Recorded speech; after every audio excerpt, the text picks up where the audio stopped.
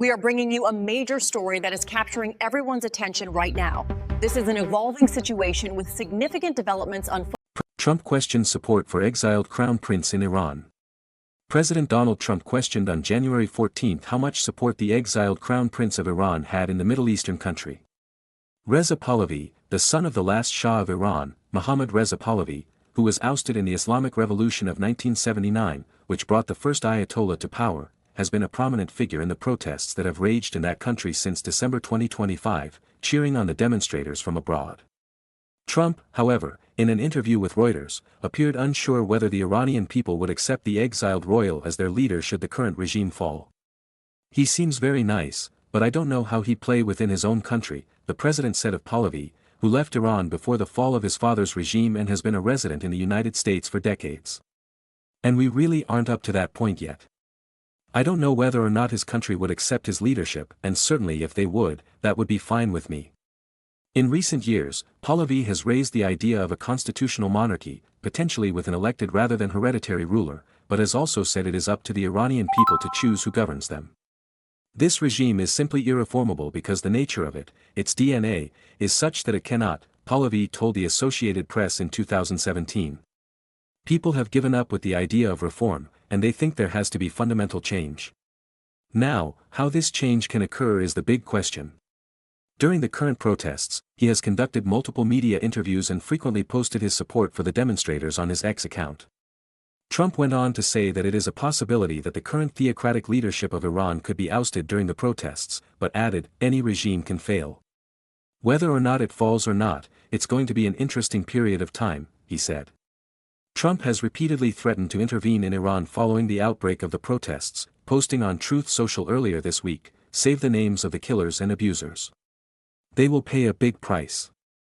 In the post, he announced the cancellation of all talks with Iranian officials and assured the protesters that help was on the way.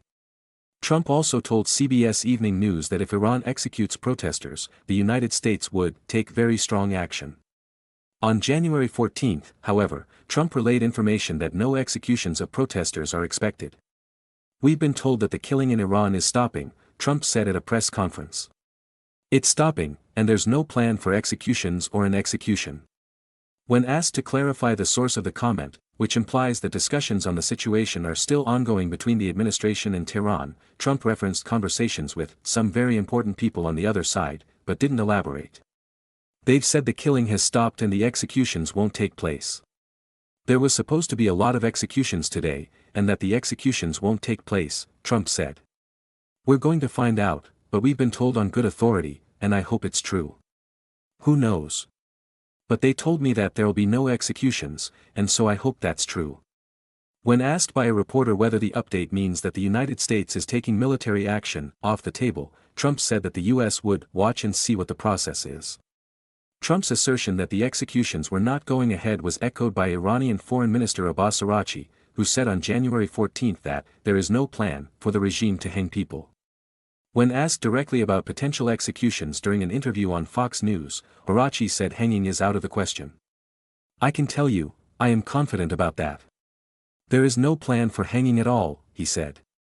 This is another piece of the misinformation campaign, to provoke President Trump and drag him into this question that could have disastrous consequences. Hanging is out of the question. Iran frequently uses the death penalty. The US-based human rights activists news agency reported that 2,063 people were executed in the country in 2025. Meanwhile, Hrana says the death toll of the protests has already soared into the thousands.